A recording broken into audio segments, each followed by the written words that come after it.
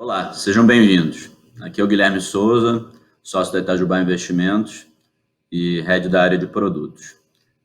E esse é o Golden Talks, a plataforma de conteúdo da Itajubá com especialistas em gestão de recursos. Espero que vocês gostem do bate-papo. Caso tenha interesse em acompanhar nosso conteúdo sobre investimentos, inscreva-se no botão abaixo para receber as novidades do canal. No Golden Talks de hoje, vamos falar sobre Value versus Growth, 2 ângulos de investimento em ações, com 3 gestores de portfólio muito bacanas. O André Ribeiro, cofundador e CIO da Brasil Capital, o Rodrigo Helberg, cofundador e CIO da RIX, e o Maurício Bittencourt, cofundador e gestor de portfólio da Velt. Pessoal, obrigado por estarem aqui. Vamos botar o bate-papo para rolar.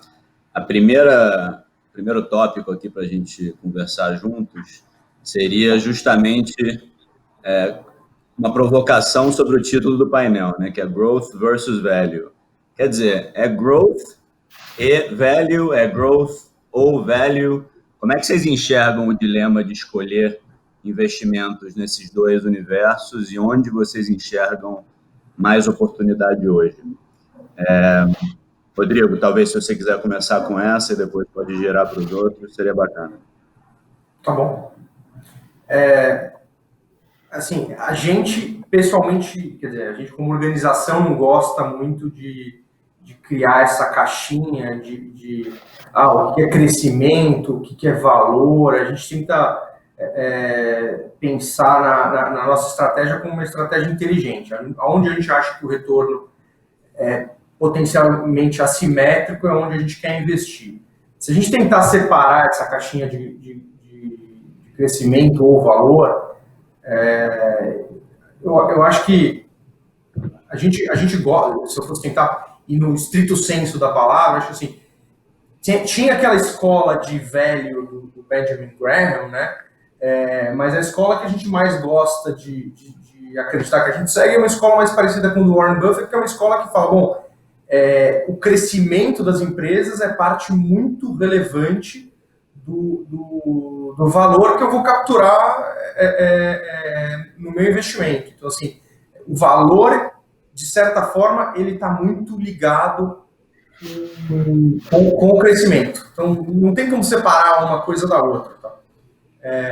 Agora, dito isso, acho que tem uma outra forma de olhar para valor versus crescimento, que acho que talvez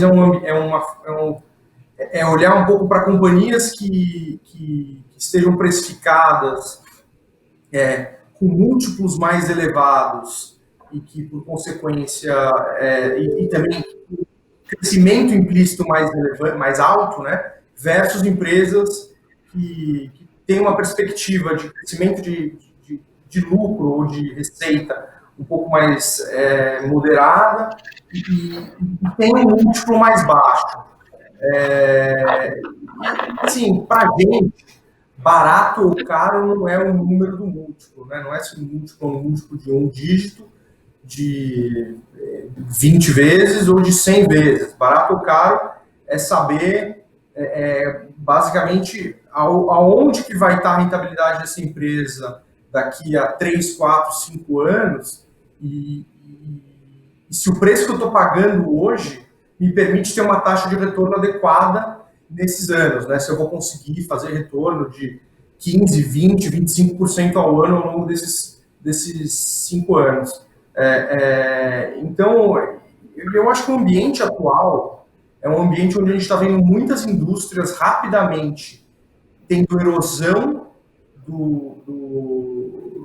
vamos dizer, do pool de lucro dessa indústria e outras indústrias criando pools de lucros enormes, né? Então, assim, a gente vê as plataformas de investimento tomando pedaços de mercado dos bancos e criando negócios bilionários. A gente vê o e-commerce tomando espaço do varejo físico. Então não estar atento para crescimento hoje é temerário na nossa visão. Por outro lado, não estar atento ao preço que você está pagando, que talvez está mais ligado com o que as pessoas pensam como value, também é temerário. Então, acho que as duas coisas têm que andar juntas para você conseguir ter um retorno adequado. Isso é um pouco a nossa visão. Legal. André ou Maurício, quem quer pegar essa bola agora e dar a sua visão? Eu posso falar. Primeiramente, queria agradecer, Itajubá, pelo convite. É um prazer estar aqui com vocês.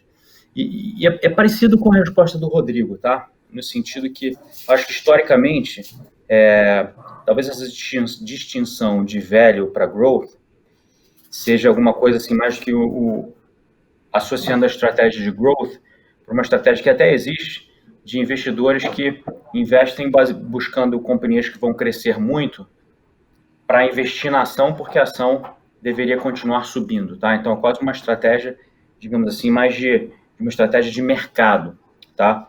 Evidentemente, não é isso que a gente faz na Velt, tá? Tudo que a gente faz é sempre orientado ao que a gente chama de valor, tá certo? Investir em ativos, que a gente acredita que o valor dos ativos é maior do que o preço que você está pagando, e essa diferença faz com que você tenha um retorno ao longo do tempo, tá? Então, como é que a gente vê essa questão de... A gente não diferencia dessa forma, no final das contas, é a mesma coisa. A gente investe nas empresas hoje, que são chamadas, algumas delas, empresas de valor, mas sempre com uma forma de investir orientada a velho, tá? Que é o nosso jeito de investir. Só que, assim, eu acho que historicamente tinha muito essa distinção, né? Quer dizer, você tem empresa que cresce muito de valor, e velho tem que ser aquelas empresas que necessariamente se olha uma relação preço, um valuation atraente. A gente não vê dessa forma, tá? Então, como é que a gente faz na Velt? Sempre orientado a valor, mas que tem um conjunto de companhias, sim, que crescem muito, né? Que algumas pessoas hoje podem estar associando ao que se chama de growth, né? Como é que a gente faz, né? A gente analisa essas companhias como a gente analisa quaisquer outras, tá? De novo, a gente tenta criar uma opinião forte, embasada, interna, em relação ao valor dos ativos que a gente está olhando, tá certo? Quando são ativos que não estão crescendo muito ou não estão mudando muito, mais até do que o crescimento, eu diria até a evolução das empresas, tá? Empresas que não estão mudando muito, como, por exemplo, sei lá, a Ambev em 2005. Era o mesmo negócio, tá certo? Então, quando você estudava, né, e analisava lá atrás e tentava prever como é que a empresa ia estar nos 3 ou 5 anos seguintes, era um exercício razoavelmente linear, tá? O problema acontece quando você tem companhias que essa trajetória ela não é linear, né? Usar o super clichê aqui do exponencial, é uma trajetória definitivamente não linear. Aí fica mais difícil você traçar fazer esse exercício, tá? Mas para a gente, tudo é valor, tá? Na Velt. Então, por exemplo, a gente tem um investimento histórico aí nos últimos 3 anos, a principal contribuição para os retornos do fundo foi a Magazine Luiza, né? A Magazine Luiza é uma companhia que tem crescido muito, tá? Então, a forma como a gente analisa a empresa é diferente. Você olha métricas diferentes, né? Você tem que fazer um outro tipo de exercício. Mas a essência do que a gente faz é exatamente a mesma coisa, tá? Sempre orientado ao valor que a gente acredita que esse negócio, o valor que está sendo criado no negócio, e a gente só investe quando a gente acredita que a gente está comprando por um preço que é inferior a esse valor, e essa diferença vai te dar um retorno mais do que te compensa pelos riscos que você está correndo, tá? Então, eu tenho uma opinião bem parecida com a do Rodrigo, no sentido de que essa é uma diferenciação que, no nosso caso, é muito mais por tipo de empresa que a gente olha, mas sempre de uma forma orientada a valor, tá? Tem umas empresas que crescem mais, outras que crescem menos, mas a gente sempre investe orientado ao valor. Depois a gente pode explorar um pouco das diferenças de você olhar uma companhia com essas características e uma companhia mais, digamos assim, tradicional. Não, e só para complementar, na Brasil Capital a gente tem um foco relativamente similar também em relação à diferenciação de valor ou crescimento. Quer dizer, a gente quer capturar valor ao longo do tempo. E se esse valor surgir com crescimento associado ou necessariamente associado, tudo bem, desde que a gente tenha a convicção que ao longo dos anos esse crescimento virá. Eu só gostaria de colocar que na Bolsa Brasileira a gente tem possivelmente um universo de investimentos de 100 a 150 empresas. Então, nem cabe num universo tão pequeno se restringir ou denominar valor e crescimento. O que a gente gosta muito e olha com muito cuidado na Brasil Capital é a capacidade de alocação de capital das companhias. Então, via de regra, a gente não é muito fã de companhias que não têm mais onde alocar capital, porque, eventualmente, os mercados não crescem mais, os mercados em que elas se posicionam não crescem mais. A gente gosta muito de companhias que têm inúmeras opções de alocação de capital. E com a possibilidade de alocação de capital, surge crescimento e se gera valor ao longo dos anos. Legal. Obrigado, turma. Acho que a gente vai falar ainda mais na conversa sobre esses tipos diferentes de empresa, como o Maurício colocou. Aí uma outra pergunta agora, quer dizer, se a gente olha para a Bolsa Americana, obviamente as empresas de Big Tech lá, as FANGs, quer dizer, mudaram completamente a cara do mercado acionário americano, né? E é claro que a gente sabe que o Brasil está num outro patamar, mas ao mesmo tempo, se a gente olha o ecossistema de Venture Capital nos últimos anos, assim, os avanços foram super relevantes, né? Quando vocês olham para frente, vocês conseguem vislumbrar a tecnologia tendo algum tipo de impacto parecido com o que a gente viu nos Estados Unidos aqui no Brasil? Deixa eu começar essa. Vamos fazer um rodízio, né? Eu acho que sim, tá? Obviamente, falar do futuro é sempre mais difícil e tem várias variáveis que dependem disso, mas a gente, né, como analista de negócio, que a gente faz na Velt, é muito menos do que analisar as tendências de mercado, etc., é analisar as tendências de negócios, né, que estão acontecendo na economia brasileira. E a gente hoje tem uma visão bastante clara de que essa questão, o driver da tecnologia, né, do uso da tecnologia, é um dos drivers mais importantes que a gente está vendo hoje, os próximos, digamos, 5 a 10 anos aqui no Brasil, tá? E, só que de uma forma diferente. Então, a gente acredita que tem uma chance muito grande de empresas que têm nos seus modelos de negócio um uso diferenciado de tecnologia, tem uma chance muito grande de serem as empresas que vão gerar bastante valor ao longo dos próximos 5 anos ou 10 anos, e com isso, essas empresas naturalmente deveriam estar disponíveis na Bolsa, tá? Então, obviamente, tem algumas condições aí, né? Quer dizer, então, de novo, a gente está falando de futuro, não dá para afirmar com plena certeza das coisas, mas a gente, como analista de negócios, a gente acredita fortemente, né, que pela digitalização do mundo, as empresas que sabem usar tecnologia, sabem escrever software, etc., têm muito mais capacidade de prosperar nesse mundo diferenciado, e essas empresas prosperando, elas deveriam naturalmente ficar disponíveis para investimentos em bolsa. Então, a gente acredita bastante fortemente nisso, tanto que a gente tem alocado uma parte, eu diria,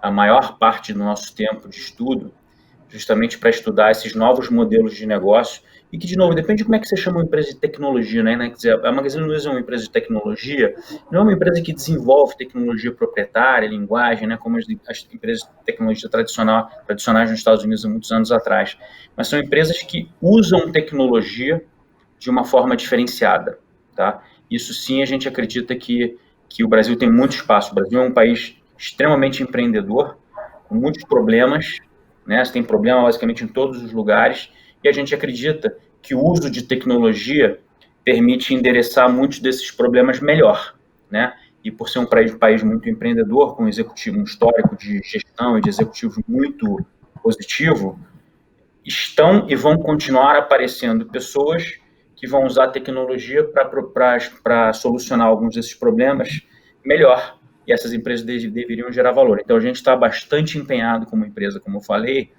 para conhecer melhor desses modelos de negócio, conhecer muito melhor as pessoas, para que a gente possa, nos próximos 5 a 10 anos, estar participando de algumas histórias que a gente acredita que vão ser algumas histórias bem importantes aqui no mercado de capitais brasileiro. Legal. André, você quer pegar a bola? Vamos lá.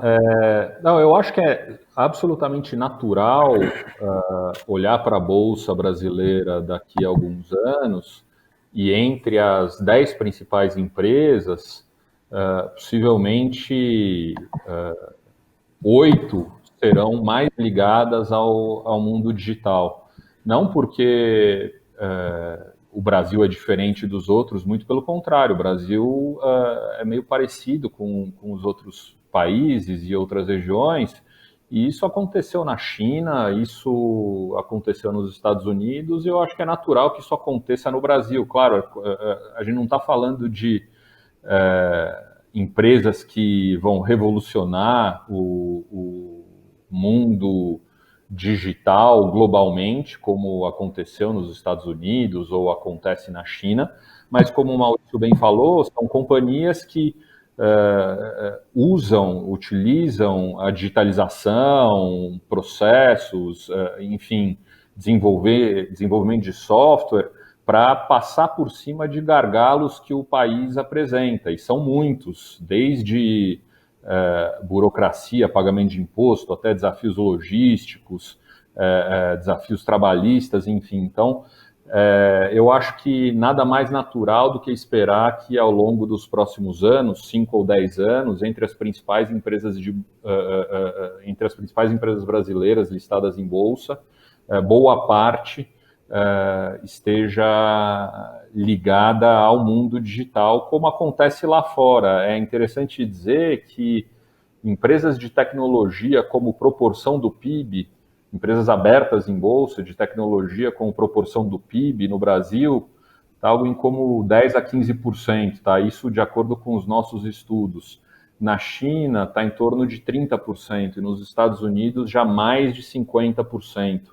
Então, a gente acha que o Brasil deveria caminhar para um patamar maior. E eu acho que esses anos e essa saída de crise, se é que, enfim, a gente está saindo, de fato, da crise causada pelo coronavírus, mostrou que gerou ainda mais desigualdade corporativa, né? Quer dizer, esse termo é usado lá fora e vale para os Estados Unidos e para o S&P 500, e também vale para o Brasil, para as empresas brasileiras listadas em bolsa.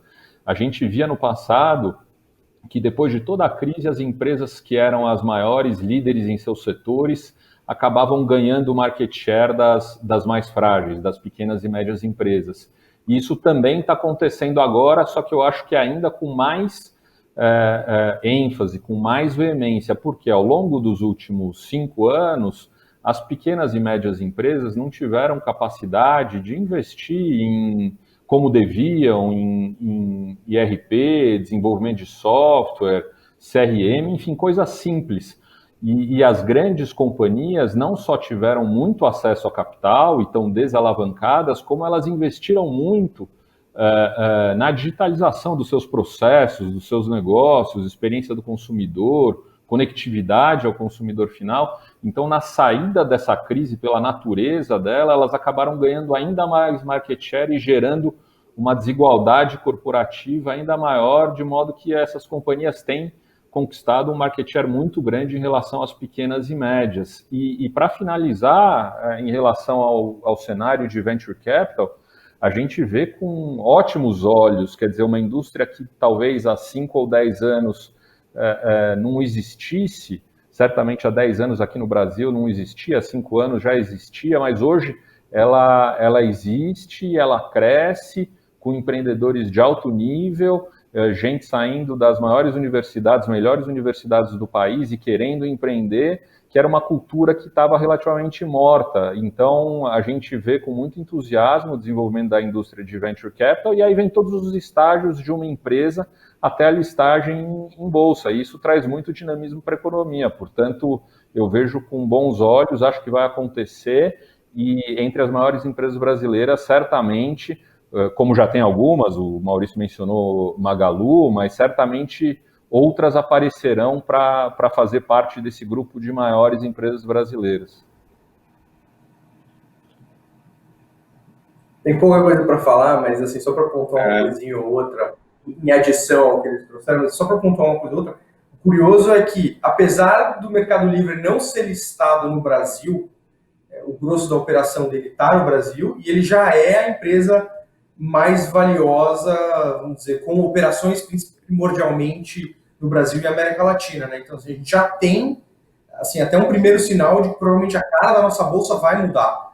Ele já está valendo aí 350 bi, passou a Vale como a maior empresa em valor de mercado esse ano. Agora, você pode pensar, o Mercado Livre é uma varejista ou ele é uma empresa de tecnologia, né?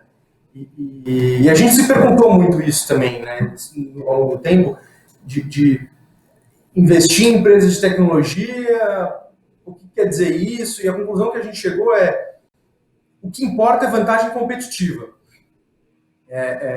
E no passado, escala era um driver de vantagem competitiva muito relevante. Então, vamos dizer, a Ambev chegou no tamanho que ela tinha, e por muita competência e execução primordiosa, mas chegou numa escala que fica muito difícil qualquer outro player atacar ele.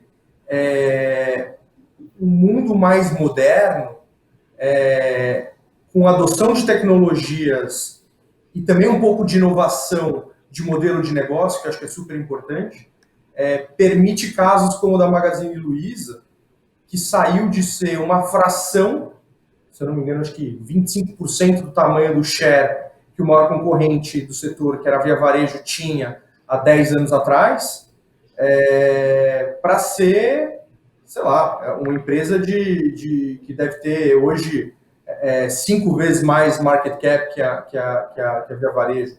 Não lembro quanto que vai o market cap da Via Varejo só de cabeça, mas algo nessa ordem de grandeza. Então,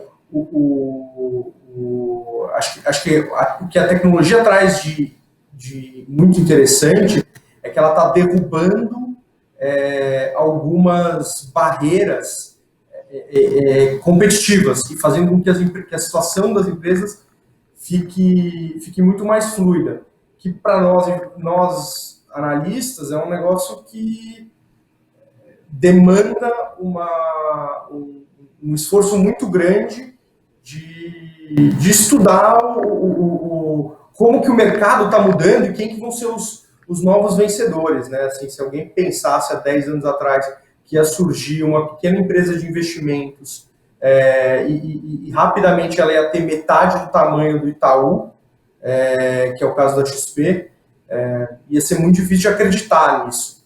Mas o fato é que, através de inovação de modelo de negócio, inovação e um pouco de uso de tecnologia, eles nem foram tão brilhantes do ponto de vista de tecnologia, usaram boas ferramentas, a XP virou um monstro do tamanho de metade do Itaú. Então, acho que esse mundo está mudando rápido, e quem não quiser ficar para trás precisa estar muito atento a essas mudanças. Legal. Você falou um pouco de demanda de análise, né? E o que isso demanda de novo. Eu acho que me vem a pergunta né, e a gente está falando um pouco de futuro, mas um pouco de presente, né? A gente falou de Magalu, falamos de Mercado Livre, quer dizer, você já tem uma realidade onde você tem grandes empresas aqui que, tenho certeza, estão em alguns dos portfólios aqui. E aí a pergunta seria um pouco de processo de investimento mesmo, e tem a ver um pouco do tipo de empresa também que o Maurício comentou. Nesses casos aí que já estouraram, já estão na bolsa, que com certeza vocês analisaram, o que precisou ser ajustado de processo de investimento para vocês olharem algumas dessas empresas? Se precisou, em particular a questão de valuation, foi necessário olhar de outra forma alguma empresa que vocês se entusiasmaram, mas talvez se eu fizesse a pergunta e te dissesse o valuation 5 anos atrás, você falaria nem pensar, sabe? André, quer começar com essa? Vamos lá.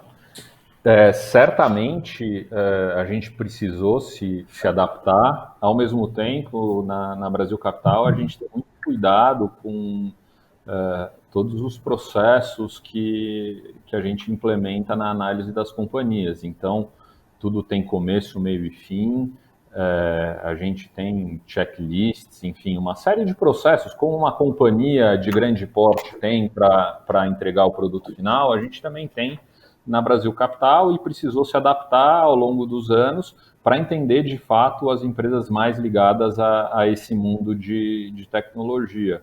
Então, desde 2017, a gente tem um escritório em Nova York e um sócio sênior, analista, dedicado, que olha para as empresas de tecnologia lá fora e demanda dos sócios brasileiros que a gente, de fato, faça questionamentos para as nossas empresas aqui e que a gente mesmo se questione para poder entender o valor de cada uma das companhias. Então, não é que ele está lá analisando Amazon, Google, Facebook para que a gente invista nessas companhias.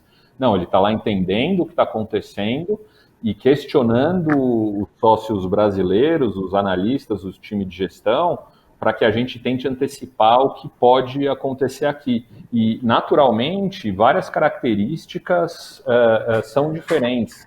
Quer dizer, empresas, via de regra de tecnologia, a gente procura alongar muito mais a projeção de fluxos de caixa. Se uma companhia consegue crescer 30%, 40% ao ano, se você limitar o fluxo de caixa a 4, 5 anos, certamente você não vai enxergar o mesmo valor potencial do que se você estender por 10 anos um alto nível de crescimento. Acho que também as características dos empreendedores, dos sócios executivos das companhias, pesa muito. Então, questão de inovação, adaptabilidade, obsessão, compulsão quase dos empreendedores, dos sócios fundadores dessas companhias mais ligadas à tecnologia, são atributos qualitativos que são difíceis de quantificar. Então, no fim das contas, a gente não vai ser capaz, na nossa visão, de olhar para uma companhia hoje e falar, não, essa tem um melhor modelo de negócios e eu tenho uma convicção absoluta que em 10 anos ela vai prevalecer e vai ser líder de mercado. Eu acho que não está ligado a essa capacidade de projeção, está muito mais ligado à capacidade de olhar para equipes e falar, essa equipe é especial, essa equipe tem capacidade, ela vai se adaptar às circunstâncias que vierem pela frente. Então, isso é bastante relevante. Além, claro, dos fundamentos naturais, de falar com clientes, concorrentes, associações, gente da companhia, gente do board, enfim, o máximo de pessoas, stakeholders ligados a essa companhia.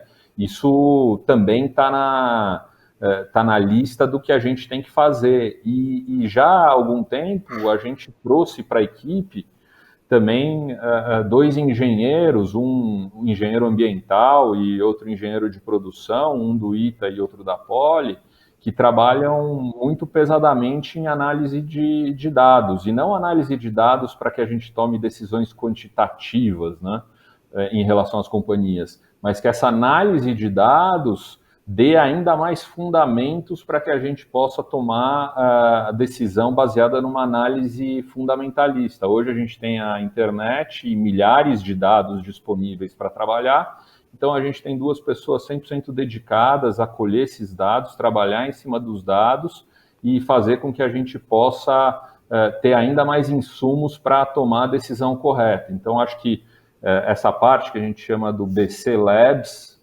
é relevante, e veio para, de certo modo, dar suporte à tomada de decisão fundamentalista. O escritório fora do Brasil também, e tem algumas coisas mais técnicas, como, por exemplo, o alongamento de fluxo de caixa, que faz uma diferença enorme quando você vai avaliar uma empresa.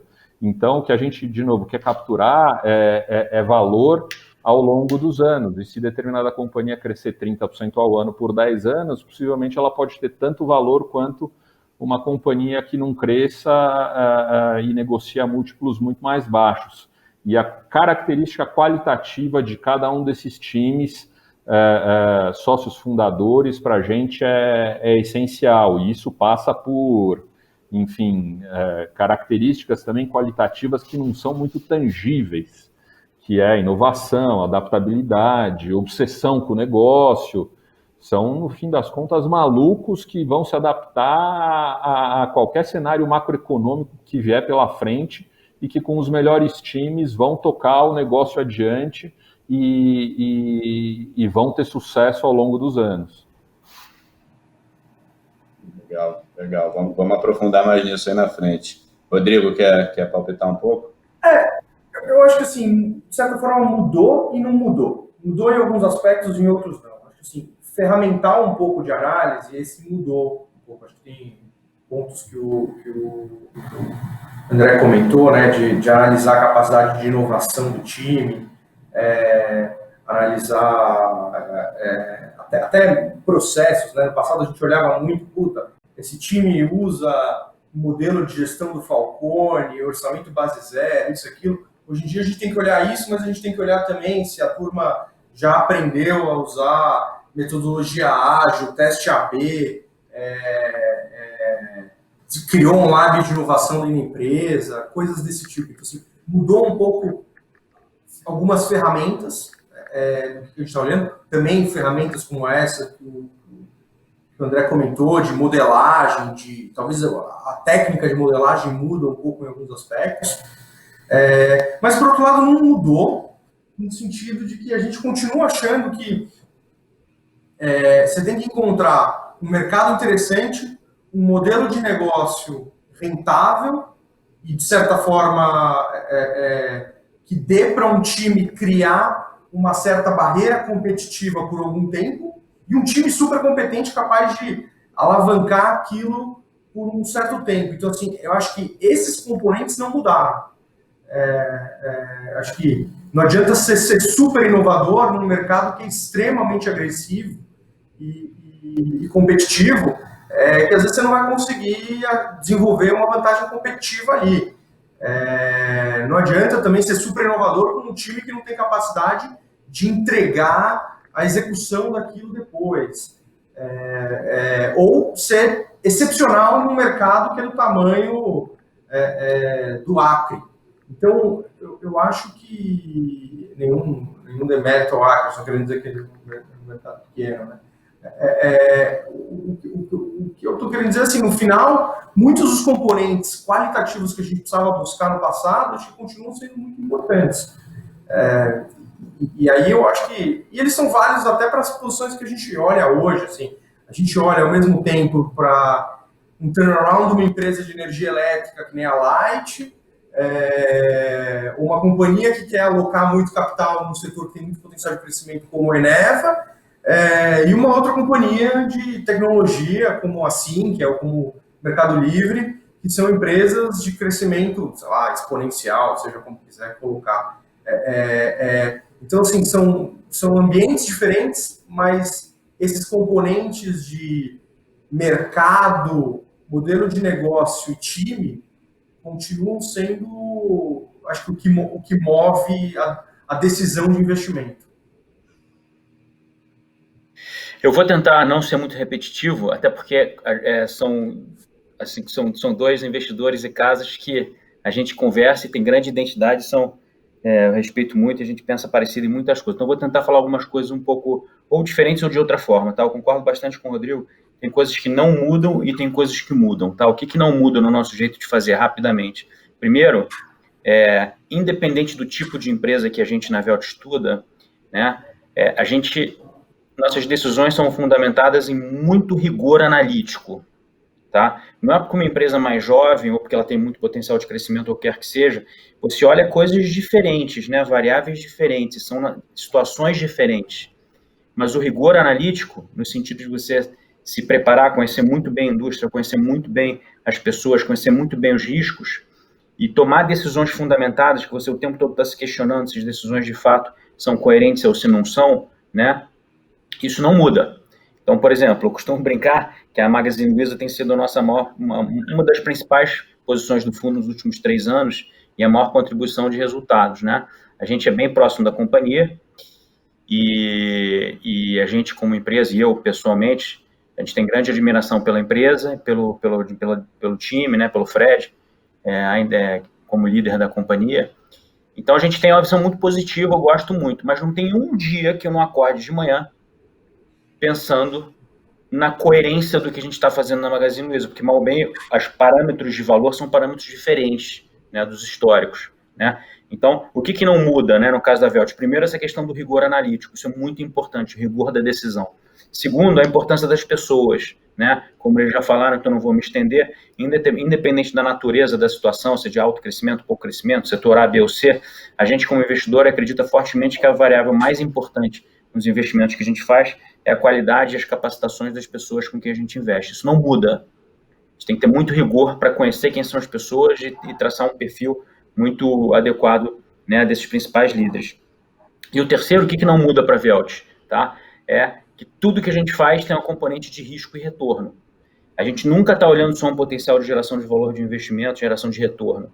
É sempre isso combinado com o risco que a gente está correndo e muitas vezes o risco vem na frente até do retorno que a gente está esperando. Tá? Então, esse rigor analítico, a importância das pessoas e todas as decisões que a gente toma sempre está considerando o retorno esperado, mas também tão importante quanto, e às vezes mais importante quanto, o risco que você está correndo, você está correndo risco, você tem que exigir um retorno minimamente compatível com isso, isso não muda.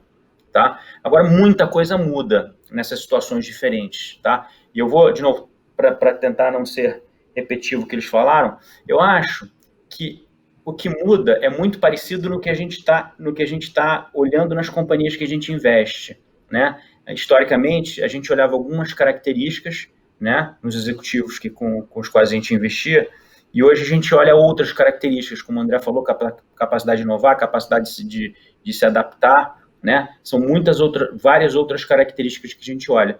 Eu acho que um investidor de longo prazo em ações também tem que fazer uma evolução importante.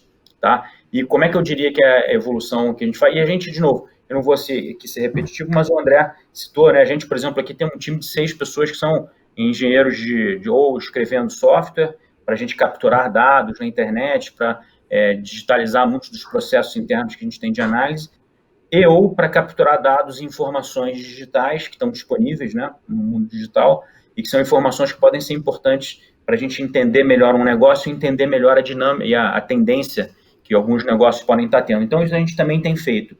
Tá? Mas tentando colocar de uma outra forma, assim, eu acho que a grande mudança que tem hoje, essa é a principal mudança, tá?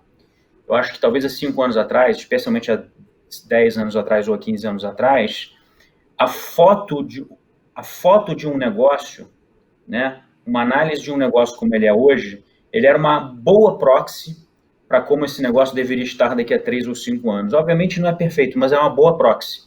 Né? As vantagens competitivas, as chamadas barreiras à entrada, né, que se falava muito lá atrás, as características, distribuição, etc., o lucro profit pool, rentabilidade da indústria, rentabilidade da empresa, eram boas proxies para onde essas empresas deveriam estar daqui a 3 a 5 anos. Né? Então, o caminho, digamos assim, das companhias num mundo mais analógico, era um caminho que, obviamente, as companhias, né, cada uma tinha sua trajetória, etc., mas eram caminhos razoavelmente, digamos assim, mais contidos, né, com variações, evidentemente, mas eram curvas, assim, com inclinação mais baixa. Cada negócio ia, alguns iam um pouco melhor, a pegar, por exemplo, a Renner e a Riachuelo, né, a Renner melhor num período, a Riachuelo depois fazia um catch-up, a Renner, acho que teve um histórico de longo prazo melhor, mas eram trajetórias, assim, razoavelmente contidas, a amplitude. No mundo atual, eu acho que essa curva é meio assim, tá? Não sei se está dando para ver, tudo vai mudando muito. Tem negócios que podem ter um profit pool gigantesco hoje e que daqui a 3 anos pode ser zero esse profit pool, daqui a 5 anos certamente pode ser zero. E tem companhias que hoje estão queimando muito caixa, não tem rentabilidade, que daqui a 3 ou 5 anos podem ter uma rentabilidade incrível. Tá? Então, por que eu estou querendo dizer isso? Porque isso exige que o investidor, os analistas, os profissionais de investimento, eles tenham características diferentes do que os profissionais de investimento talvez há 10 anos atrás tivessem. Tá? Eu acho que há 10 anos atrás, um investidor muito disciplinado e consistente tinha uma chance muito grande de sucesso.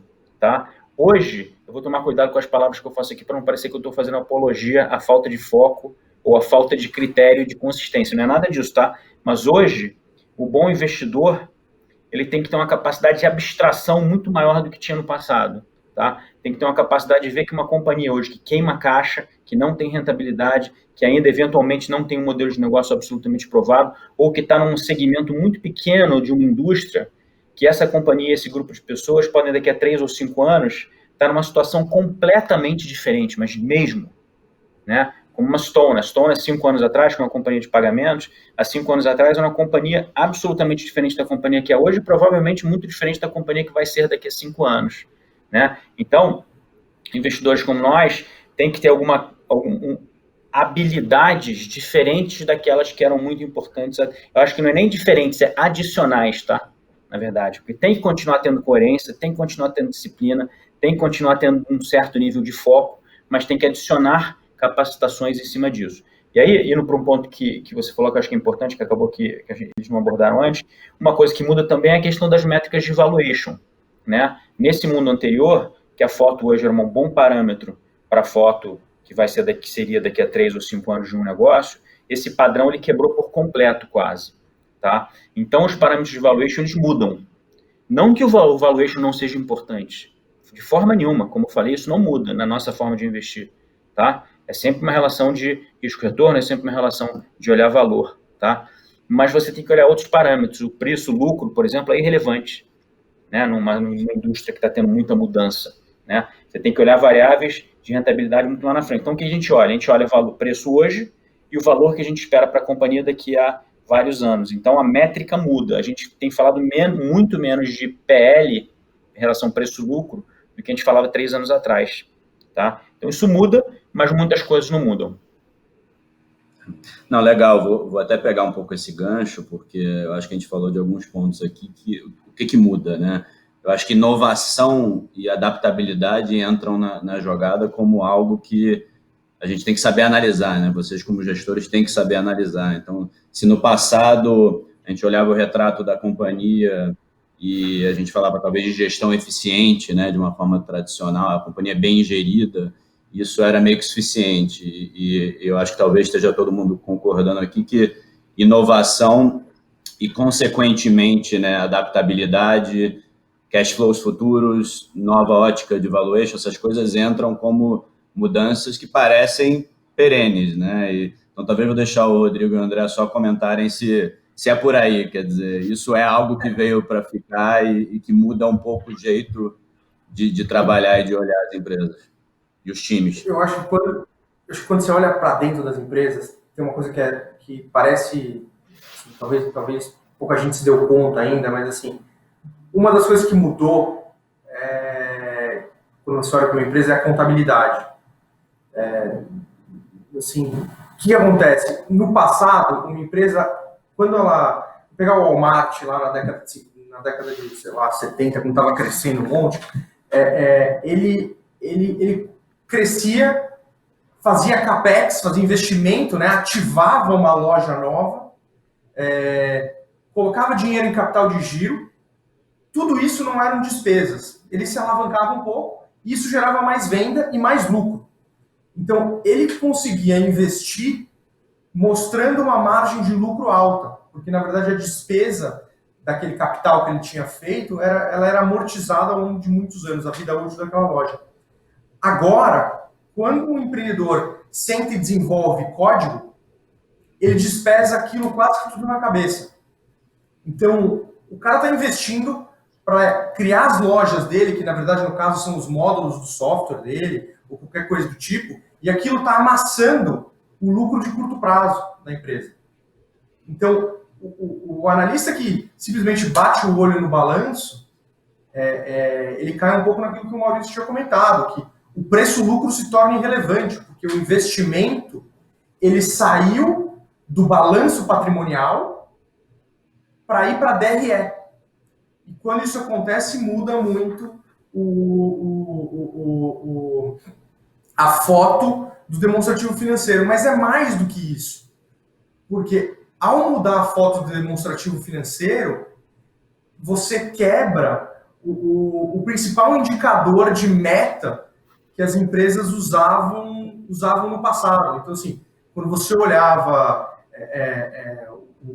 sei lá, o auge do que era a boa gestão, né, a combinação de orçamento base zero com gestão por diretrizes do Falcone, você junta isso, tudo estava muito ligado em métricas de geração de resultado. Então estava muito ligado ao EBITDA de uma empresa, ou ao lucro de uma empresa.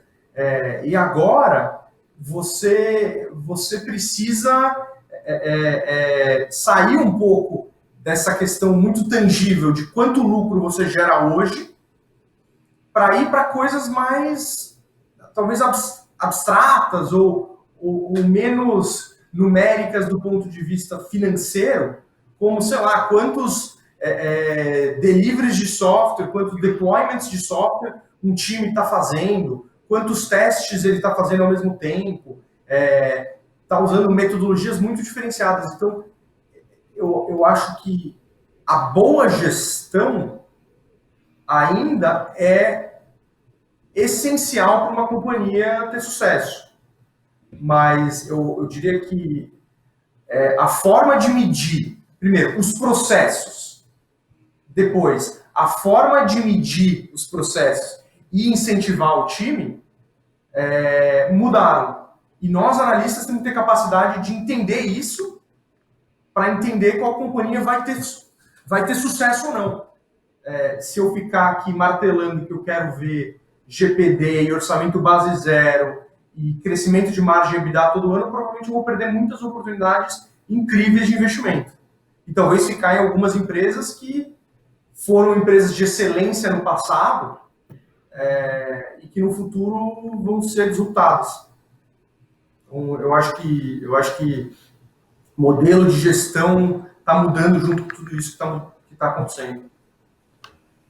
E é muito curioso, porque nesse mesmo sentido tem exemplos mais drásticos, né? Que se falava só em corte de custo e quantas horas o cara está na frente do computador trabalhando focado e quão produtivo ele é. E agora você fala, poxa, como assim? Eu preciso ter liberdade de testar. A empresa precisa gastar um pouco mais com o teste. E mais do que isso, para que trabalhar na frente do computador? Deixa o cara ficar no jardim pensando e criando. Então, são coisas que você não consegue medir, mas tem companhias que incentivam isso pesadamente. Quer dizer, o cara criar, o cara errar e errar rápido e ter uma determinada liberdade para gastar com inovação. Quando no passado era corta custo, foco, gera EBITDA, aí num segundo momento, ou num passado não tão distante, gera EVA, e agora a gente está falando, eventualmente, gerar EVA muito lá na frente. De qualquer forma, a métrica que acaba sendo, pelo menos para a gente, a principal, é projetar os fluxos de caixa e trazer a valor presente. Em algum momento, determinada companhia tem que gerar um fluxo de caixa que, trazido a valor presente, tem que ser muito maior do que o valor que a gente paga por ela no mercado. Então, isso é bem relevante. Agora, se esse fluxo de caixa está daqui a 2, 3, 4, 5 anos, ou tá daqui a 10 anos, 15 anos, e aí a gente passa a olhar para outras métricas, como LTV, CAC, enfim, Unit Economics e outras coisas desse tipo, né? Então, há uma evolução, as pessoas passam, os analistas e a comunidade de investidora passa a dar valor para outras coisas, mas a gente não pode tirar também o olho da geração de caixa, seja ela daqui a 2 anos ou seja ela daqui a 10 anos.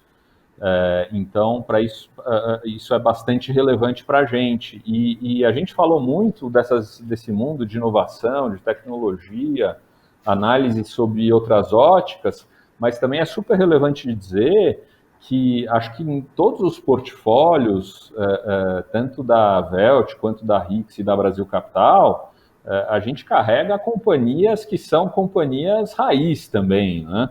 Aquela companhia, poxa, eu tenho boa parte do portfólio investido em infraestrutura, porque eu acho que tem belíssimas empresas de infraestrutura que vão gerar valor ao longo dos anos.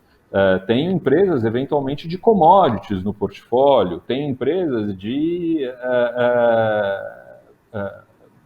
construção de baixa renda, tem o varejo, tem o shopping. Então, o nosso portfólio, a gente é obrigado a olhar para essas companhias com muito cuidado, ter esse olhar que se adapta ao longo do tempo e que, de certo modo, também inova, assim como a gente exige dessas companhias inovação, adaptabilidade, obsessão, a gente também tem que ter internamente tudo isso, mas também tem os setores tradicionais da economia que aparecem como excelentes opções de investimento e que nunca são deixados de lado. Eu tenho certeza que por todos nós, e nesse mundo é curioso, mas as métricas mais tradicionais e mais antigas acabam valendo, ainda que tenha um toque de digitalização e inovação, por exemplo. Legal. Gente, o papo tá bom, tá passando rápido. Estão começando a me beliscar aqui, então eu vou encerrar com uma última pergunta. Que está na minha cabeça sobre a onda de IPOs de 2020. Eu acho que, poxa, sem precedentes, né? E eu lembro do tempo que não está muito distante de pensar numa empresa como Enjoei, VC-backed, né?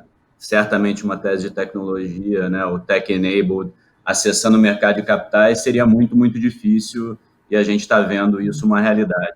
Então, queria pedir para vocês tentarem responder essa mais objetiva, porque acho que a gente está meio que sem tempo, mas a gente pode acreditar que a barra baixou para IPOs no Brasil, quando a gente pensa em tamanho mínimo, maturidade da empresa até, uma empresa que veio de VC, nem passou por fundo de private equity mais maduro, enfim. Como é que vocês enxergam isso com essa onda de IPOs que veio? Deixa eu começar aqui, então. Eu não diria que a barra baixou, tá? Eu acho que é um reconhecimento de um pouco daquela tendência que eu falei na pergunta anterior, na resposta anterior, que a dispersão da trajetória das companhias mudou muito. Então, algumas dessas companhias que hoje certamente são menos maduras do que a Localiza, por exemplo, era lá em 2005, acho que ela abriu capital em 2005, talvez a Renner em 2006, são companhias menos maduras, com os modelos de negócio menos provados, certamente, tá? Mas a perspectiva de geração de valor dessas companhias não necessariamente é muito diferente, porque você tem muita dispersão olhando para frente, tá? O que eu acho que se pode dizer é que certamente as empresas que têm esses modelos de negócio são mais arriscadas, tá? São investimentos mais arriscados do que investimentos como, por exemplo, aquelas que já tinham um modelo de negócio mais comprovado, digamos assim, né? Então, eu não acho que a barra caiu e diria até diferente, tá? Eu acho que é muito positivo na minha visão, né? Quanto maior a quantidade de companhias de capital aberto, melhor. Eu não tenho acompanhado, evidentemente, estudado todas as companhias que abriram capital, tá, esse ano. Mas eu posso dizer o seguinte, de todas que eu estudei, a gente deve ter estudado, talvez metade, um terço daquelas que vieram, de todas elas, não necessariamente a gente investiu e acreditou que eram bons investimentos nesse nível de preço. Mas eu não vi nenhuma história assim, inadequada ou nenhuma maluquice, não vi, tá? Eu vi até, por exemplo, pode ter algumas empresas que estão no estágio anterior, como você falou bem, tá? Mas são empresas com fundadores super bem intencionados, né? Parece, né? Com uma visão super coerente, com muito potencial, né? Então, se vão ser bons investimentos ou não, obviamente o tempo vai dizer. Mas eu vejo com muito bons olhos, quanto mais empresas estiverem disponíveis, melhor, né? E a gente, por exemplo, de novo, olha isso de forma bastante construtiva, porque eventualmente, né, se alguma delas estiver vindo, digamos, num preço que não é um preço adequado e as ações caírem, você pode investir mais lá na frente, né? Então, é um pouco da forma que a gente fez, depende do investidor fazer esse processo de seleção, né? Que, no final das contas, é a essência do trabalho que a gente faz. Eu, se puder pegar um gancho no Maurício, eu também acho excepcional o que está acontecendo. De fato, é o mercado de capitais brasileiro funcionando. A gente tem uma estatística, quer dizer, que a gente começou lá em 2008, então são 12 anos de fundo, e de todo o resultado que a gente gerou ao longo desse período, quer dizer, a cota foi de 1 para a cota 15 em 12 anos, 80% desse resultado foi construído por empresas que abriram capital entre 2004 e 2011. Quer dizer, como o Maurício citou, algumas empresas, ainda tem, quer dizer, além de Localiza, a gente tem exemplos como CCR, Natura, e tantas outras que talvez já tivessem realmente mais maduras. Mas eu acho que entre 2011 e 2017, a gente teve um mercado muito morto, sem novas operações, e a gente ficava se perguntando, daqui para frente, será que a gente vai ser capaz de gerar alfa exatamente com as mesmas empresas do passado? E aí, felizmente, veio essa abertura de mercado, enfim, se não me engano, 150 a 200 bilhões de reais em operações secundárias, primárias, no ano passado, esse ano, empresas de diversos setores, puxa, Pets, Grupo Mateus, Track and Field, Cury, Quero, enfim, empresas das mais variadas, XP, Stone, enfim. Então, eu acho que isso dá para a gente matéria-prima para trabalhar e gerar alfa para o futuro. E durante a operação, ou durante a abertura de capital, você não tem tempo para analisar com cuidado, mas ao mesmo tempo ninguém também coloca uma arma na sua cabeça e te obriga a comprar por aquele preço. Então é super natural que empresas de todos os tipos, em todos os níveis de maturidade venham ao mercado e o investidor que demande determinado nível de preço. E claro, se o mercado tiver muita gente inexperiente, eventualmente vai comprar companhias que não vão ter sucesso, mas isso faz parte da evolução do mercado. Muitas empresas abrem capital nos Estados Unidos e 6 meses, 12 meses depois elas quebraram. E o investidor brasileiro tem que levar, não com naturalidade, mas assim, faz parte do negócio ou da vida dar certo e dar errado. E assim como faz parte abrir o capital e eventualmente dar errado. E aí eu acho que o que falta no Brasil talvez sejam estágios de investidores que possam suportar companhias em diferentes estágios. Então, talvez a Melius ou ainda a Enjoei tenham aberto capital um pouco antes do que deviam, mas o mercado pagou um preço determinado e ótimo. E vai depender dos gestores dessa companhia entregar resultados e a valorização vai vir ou não. Então, sou super a favor, quanto maior o número de operações melhor, mais insumo para gerar alfa, retornos em excesso no futuro a gente vai ter. Ninguém nos obriga a fazer investimentos nos IPOs. Evidentemente tem algumas histórias que nos atraem mais do que outras, mas eu aplaudo e acho excepcional uma quantidade de empreendedores, fundadores de companhias objetivarem. Isso é extremamente relevante para o futuro do país e, além do que, quer dizer, ofertas primárias, na verdade, são companhias levantando capital para reempregar na economia em planos de crescimento. Isso gera um dinamismo na economia com o qual a gente talvez não esteja acostumado. Então, se 150 bilhões de reais vieram ao mercado, sendo 100 ofertas primárias, poxa, são 100 bilhões de reais que vão voltar para a economia. Isso é bastante dinheiro e tem possibilidade de trazer um dinamismo diferente. Então, acho que o mercado de capitais funcionar é essencial para o crescimento de um país. Para não chover demais no molhado, assim, eu acho que eu assino embaixo dos dois comentários em relação a achar que é muito positivo para o país e muito positivo para os investidores. Eu acho que, assim, só para pensar em IPO, uma coisa que a gente tem em mente IPO é sempre um momento onde a assimetria de informação ela está muito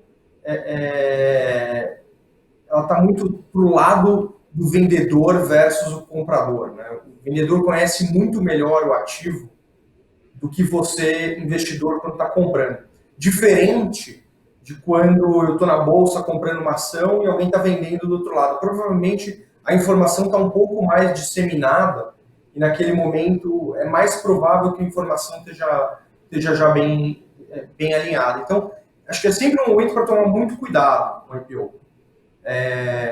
Mas, acho que como o André comentou, IPOs também são, muitas vezes, o início de histórias de muito sucesso.